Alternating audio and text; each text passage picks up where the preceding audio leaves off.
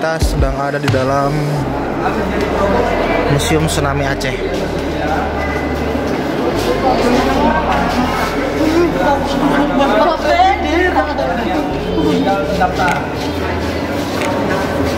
yang sudah ke atas deh. Kalau yang sudah ke atas ya. Yo, kalau yang sudah ke atas jadi di atas kumpul semua ya. Yo, yang kalau sudah di atas ya. Ya, ini dapat namanya. Yang terdaftar, belum lagi tak terdaftar. Yo, atas nanti tunggu di atas ya. Jangan mata ya. Bapak ya.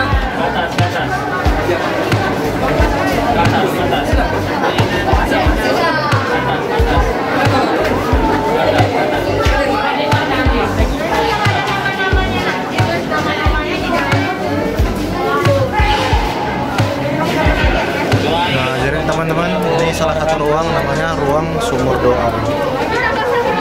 Jadi dalam ini kita bisa bermuhasabah, mengenang, merenungi dan bahkan mengirimkan doa untuk saudara-saudara korban dari tsunami. Ya, banyak nama yang dicantumkan di sini.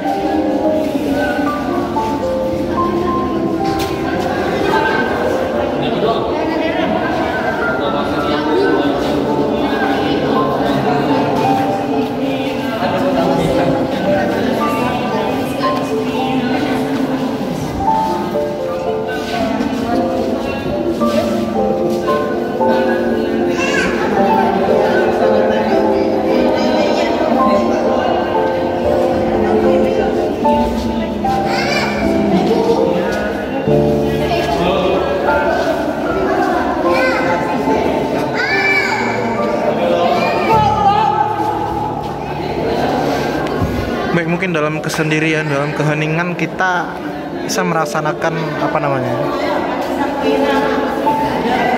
suasana haru ya. Jadi memang nama-nama yang tercantum sini mungkin ada ribuan, banyak.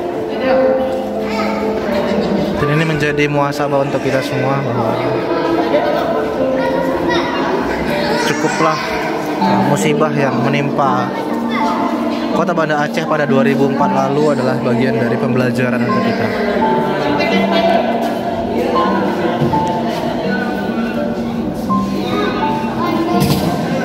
Jadi di atas itu ada seperti cerobong yang di ujungnya itu bertuliskan lapas Allah.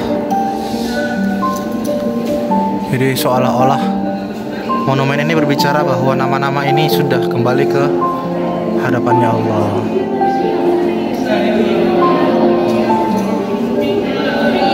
Jadi berdasarkan informasi yang kita dapat ya, konsep dari Museum Tsunami ini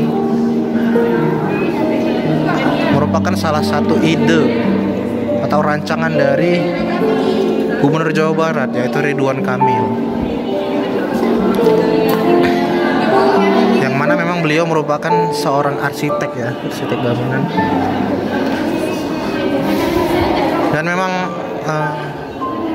konsep pembangunan dan bentuk dari Museum Tsunami ini cukup memberikan kesan religius ya untuk kita yang berkunjung ke sini.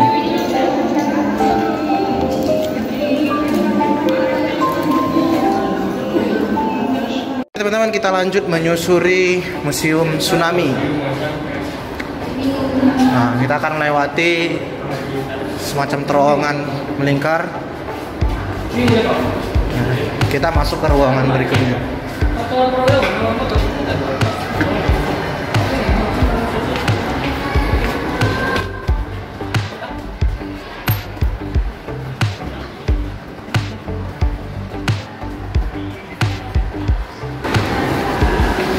Nah, ini dia. Sinilah titik keluar dari ruangan tadi.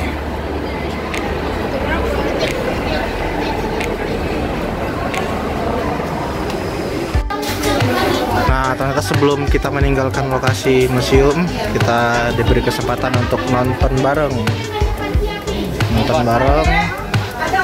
video monumen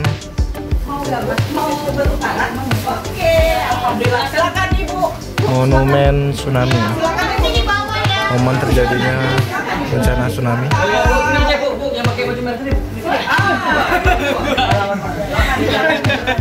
Ibu masih ada, ibu buat bu, silakan bu. Silakan ibu.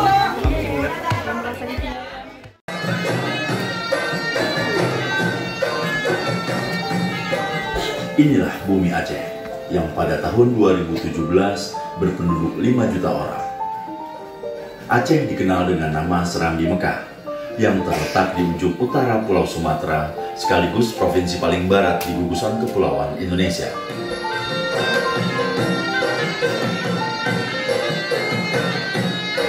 ...26 Desember 2004, waktu hampir menunjukkan pukul 8 pagi di Aceh ketika gempa mengguncang tanah Lencong.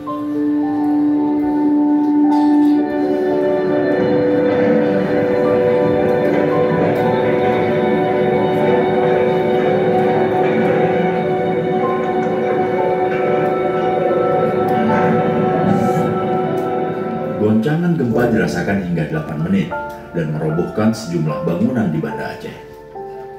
Pusat gempa ada di dasar laut barat daya Sumatera atau sekitar 25 km lepas pantai barat Aceh.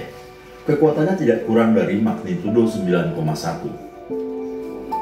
Gempa terjadi karena dua lempeng besar yang berada di bawah kulit bumi, yakni lempeng Indo-Australia dan lempeng Eurasia, saling bergerak dan berhimpit.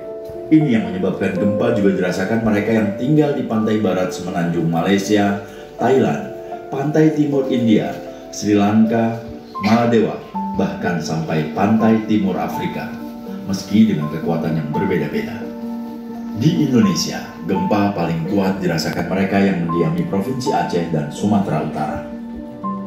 Setengah jam setelah diguncang gempa, saat Aceh masih berbenah dan evakuasi korban tengah berjalan, bencana lain datang melanda. Saat itu, warga Aceh rata-rata tak mengetahui bahwa setelah gempa yang kuat bisa terjadi tsunami. Masyarakat tidak segera menjauh dari laut. Inilah salah satu faktor yang menyebabkan banyaknya korban jiwa. Ya udah terus, kalau bisa masuk terus.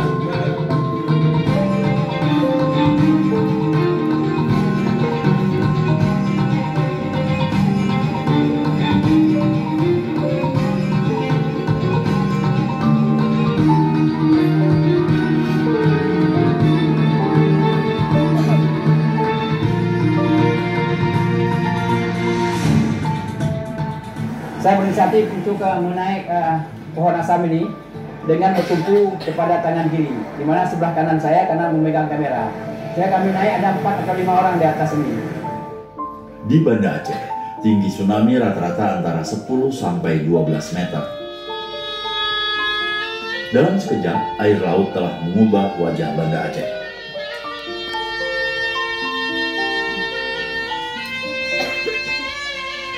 Ada berapa ratus kira-kira yang belum diangkat lagi? Masih banyak Pak, di pandangan sungai sampai ke Lambung sampai ke sana. Ada 100, 200? Ada. Mungkin ada. Tsunami Aceh 2004 dicatat oleh sejumlah lembaga internasional sebagai tsunami yang paling mematikan dalam sejarah.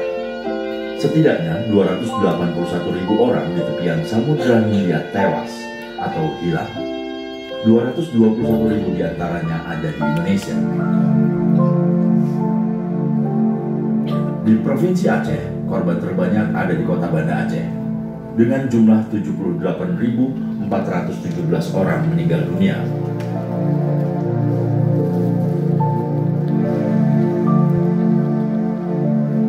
Dibandingkan dengan jumlah penduduk saat itu, kota Banda Aceh kehilangan hampir sepertiga penghuninya karena tsunami. Selain korban jiwa, di Aceh dan Nias kerusakan juga terjadi pada rumah penduduk, infrastruktur seperti jalan, jembatan, pelabuhan, dan sekolah, serta hilangnya tempat usaha dan pekerjaan. Badan Rehabilitasi dan Rekonstruksi Aceh Nias juga mencatat para petani kehilangan sawah, nelayan kehilangan perahu dan tambak mereka. Jumlah kerugian ditaksir mencapai 11 triliun rupiah lebih. Jumlah korban yang tinggi, kerusakan infrastruktur, kelangkaan makanan dan air, mengundang bantuan kemanusiaan internasional.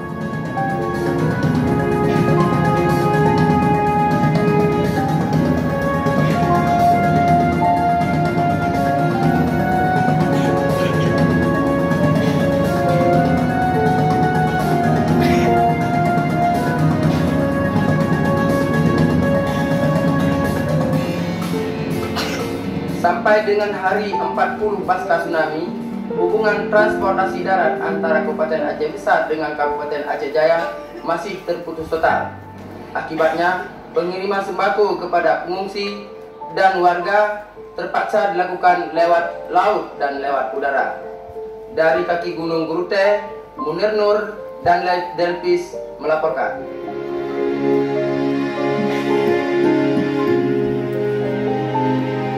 Titik-titik yang sulit dijangkau saat itu hanya bisa dicapai oleh kendaraan hasil bantuan internasional seperti ini. Selain bantuan, fokus utama Badan Kemanusiaan dan pemerintah setelah tsunami adalah menyediakan fasilitas sanitasi dan air bersih bagi pengungsi. Sebagai pelengkap fasilitas fisik, sejumlah trauma healing center bagi korban dan keluarga korban, terutama anak-anak, juga dibangun. Di dalam negeri, simpati berdatangan dari seluruh pelosok Indonesia untuk Aceh melalui sejumlah aksi solidaritas. Tercatat ada 54 negara dan 400 lembaga swadaya masyarakat dari berbagai belahan dunia mengulurkan bantuan untuk Aceh.